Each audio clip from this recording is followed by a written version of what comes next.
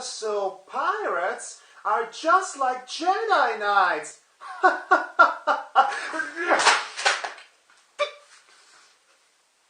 Hi, welcome to the Paper Pit. I have a question for you. What happens when Stan Lee meets Japan?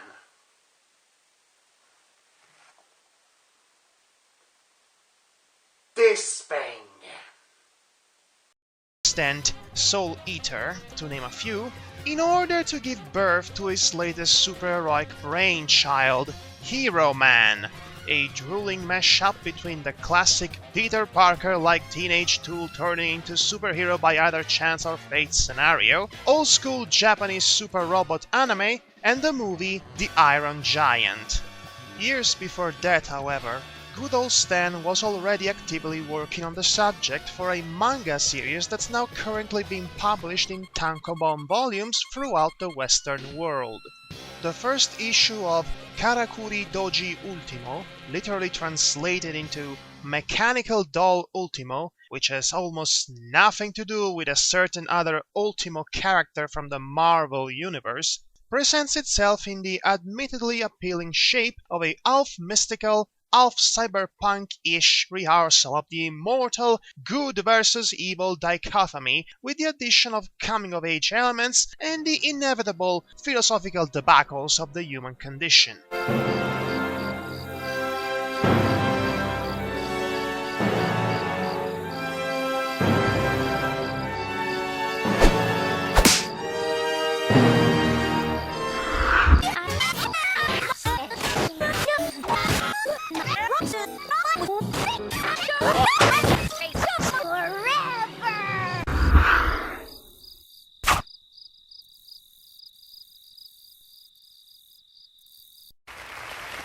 I don't want to live on this planet anymore.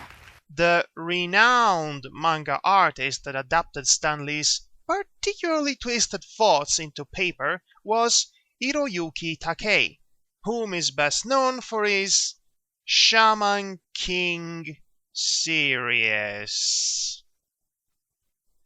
So, to answer your obvious question, yes, this particular manga is pretty much generic shonen material, and unfortunately, not just because of the artwork. As far as the first volume goes, its plot leaves a lot to be desired. Without any further ado, let's delve into this narrative misfire and let's find out just how demoralizing this whole pseudo-philosophical concussion appears to be.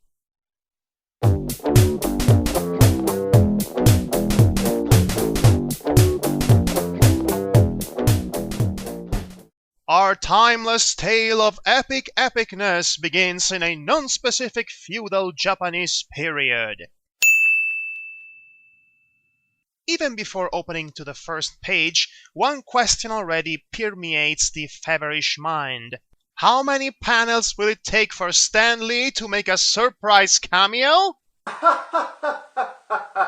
6. This time around, Mr. Lee is an actual character in his story, not just a lazy Where's Waldo sort of presence. In fact, he is nothing but the almighty godlike figure of the Ultimo universe, and possibly its ultimate villain. Modesty, everyone! He goes by the subtle name of Dunstan. And in order to find an answer to the age-old conundrum about which one of the two most powerful forces that define the human nature is the strongest, he created two literal mechanical embodiments of said contrasting powers to clash against each other and decide the future of mankind. Basically, this Dunstan guy is like a bored self-proclaimed deity that wanted to test humanity by giving actual physical form to a couple of abstract concepts and see what happens when they interact with people. That would be the same as to say, this Stan Lee story was made by Stan Lee in order to celebrate how much Stan Lee is Stan Lee. My spider senses are tingling. Stan Lee has lost his marbles again. So the Stan Ex Machina, I mean Dunstan, is stopped on his way to some aristocrat's place by a bunch of Robin Hood-esque bandits led by pure-hearted Ronin Yamato Agari. I see what they did there. They discovered that the mysterious geezer was transporting a pair of very well-made dolls. As it turns out, those two life-size action figures, the titular Ultimo and his sibling Vice, are the personifications of absolute good and evil. Guess which one is the evil one? Upon awakening from their slumber, somehow activated by the presence of humans, one of them goes berserk and slaughters many bandits while the other one tries to stop him.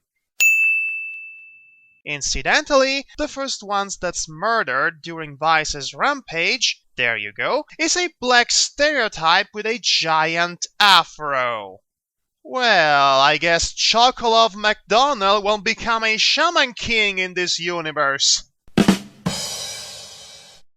Aside from the artist killing off his own racially insensitive characters that were only present for blatant self-promotion, the story itself shows some promise. The idea of cursing the world of man by sending in two instruments of ultimate power in the form of robotic children, symbolizing the very dual essence of our nature, feels like a happy meeting between Death Note and Astro Boy, of all things. Whereas the moral/psychological dilemma born from the lust for power conjugates with the allegoric representation of robots as either the messiahs of our salvation or the tools of our destruction. The vision would be even more accurate considering that said living dolls are meant to choose a human partner in order to properly unleash their true potentials. Then again, since we're dealing with a concept of pure absolutism, a perfect good versus a perfect evil, all the characters directly involved in this story will be forced to be completely one-dimensional archetypes. Hence the plot is basically committing seppuku even before starting. As you might imagine, all the promise I was referring to does not match the actual execution.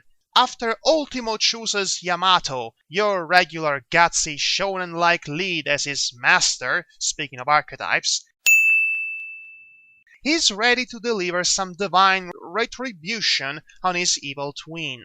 The yang to his yin, the dark side to his force, the nightmare moon to his celestia. You get the idea. That's the exact moment in which the manga suddenly decides to forsake its random Japanese medieval setting and jump into a modern-day high school environment. Something inside of me died in the process. Everything from here on becomes utterly predictable. Our main character is both a sulking student in love with a girl he doesn't have the courage to confess to, and is also the customary reincarnation of the original Yamato, who was Ultimo's master. Also, he's got a nerdy, know-it-all, small-sized best friend/sidekick. Oh wow, more Shaman King similarities. How delightful! Contemporary Yamato casually fumbles upon an antiquary shop having Ultimo on display. What are the odds? Naturally, the mechanical child immediately awakens the second the guy looks at him, smashes through the glass protection, and hugs him lovingly, calling him Master while doing so. Yamato is not amused. And before you could say, Black Butler! Shenanigans ensue. Naturally, with Yamato's possible jail bait of a love interest reawakened, his not misunderstood evil brother isn't all that far from reappearing right in front of our reincarnated doofus while traveling to school via bus, wanting to murder him at all costs. Because he's evil, you know. So, Vice slices the bus in half, Ultimo intervenes to save everybody, and the both of them almost destroy each other. Again. After that epic failure, and after Yamato's heroic display of gutsy retardation that obviously saves the day,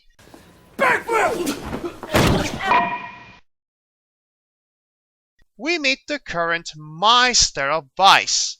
Some creepy guy!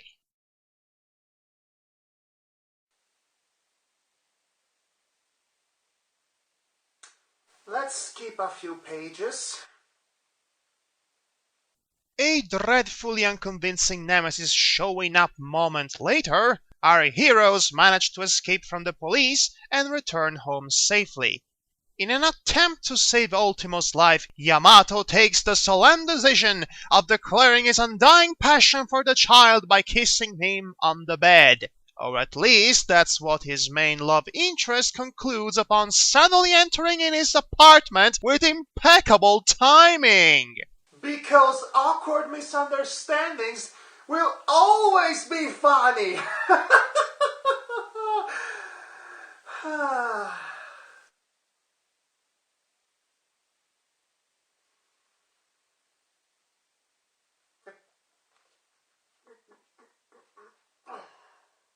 In the second half of the book, we reach the singularity of stupidity by utterly contradicting the supposedly solid premise that was established up until this point. It is revealed through a conveniently placed flashback to feudal Japan that there are in fact more mechanical dolls around, 100 to be precise. It would appear that Dr. Danstan Lee, or whatever you want to call him, had then realized that only 2 robotic children were not enough to represent the sheer level of emotional complexity that dwells beneath the human surface.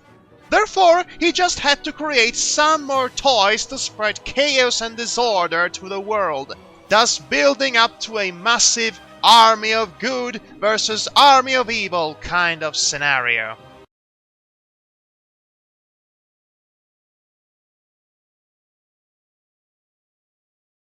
If this was a different manga, I would have commended such narrative choice for being a clever attempt to a metaphorical representation of all those conflicting emotions that compose the multiple layers of the human nature. I would be inclined to congratulate Stan Lee for writing a tale that basically serves as an allegory of the mental mayhem a creative mind can go through when making a story and putting all of its feelings into it. You may roll your eyes now. I could also compliment Takei-san for his well-drawn characters, panels, and the way the action scenes are portrayed in said panels. However, I won't be doing any of the above options. You know why? This comic is a poorly written mishap. Karakuri Douji Ultimo #1 starts off as a promising offspring of Stan Lee's mind, but it turns out to be a product of his sheer madness instead. The premise depicting a conflict between 2 absolute opposites gets painfully contradicted and denied in the second half of the manga by introducing 100 more combatants out of nowhere, basically guaranteeing your generic Shonen Jump serialization. And all thanks to Dr. Plot Lee Device. The characters are tired, overly abused tropes, and the overall issue plays more like a contest of one-upmanship between Stan Lee's egotistical self-absorbed writing and Hiroyuki Takei's self-referential drawing to see who gets to be the almighty god of meta comics. What's even worse in this whole equation is the fact that the whole concept the story seems to effectively revolve on is about underage-looking ultra-feminine boys teaming up with adult humans to fight against one another, which would make it much similar to Zatch Bell, of all bloody things. How did Stan Lee ever go from fapping over Pamela Anderson's bouncy jugs in Stripperella to liking androgynous children? Now that is a mind-boggling conundrum.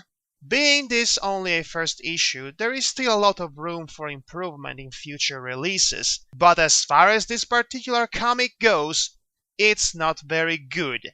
Not in the slightest. Astro Boy, use your rectal machine gun! Thank you, Astro. Well, bye. I don't ever slow up, no I don't take shit. I got no love for the fakeness. If you wanna play tough and wanna hate this, I'll always show up. I don't ever slow up, no I don't take shit. I got no love for the fakeness. If you wanna play tough and wanna hate this, I'll always show up and make a statement. I don't ever slow up, no I don't take shit. I got no love for the fakeness. If you wanna play tough and wanna hate this, I'll always show up and make a statement. Everything I do so instinctive and so passionate. Every word I move so descriptive like an adjective. I got a vendetta against people who patented being negative when you should be getting after it. I got facts over tracks, this and that. Spitting slow, spitting fast, I could roast, I could gas. Think I'm okay at last, but I don't know if that can erase all the past. And the pettiness, a reflection of the emptiness. Hilarious, you think you're worth my time, you're delirious. Mysterious, because you hide behind a fake exterior. Inferior, you know I'll always be a bit superior.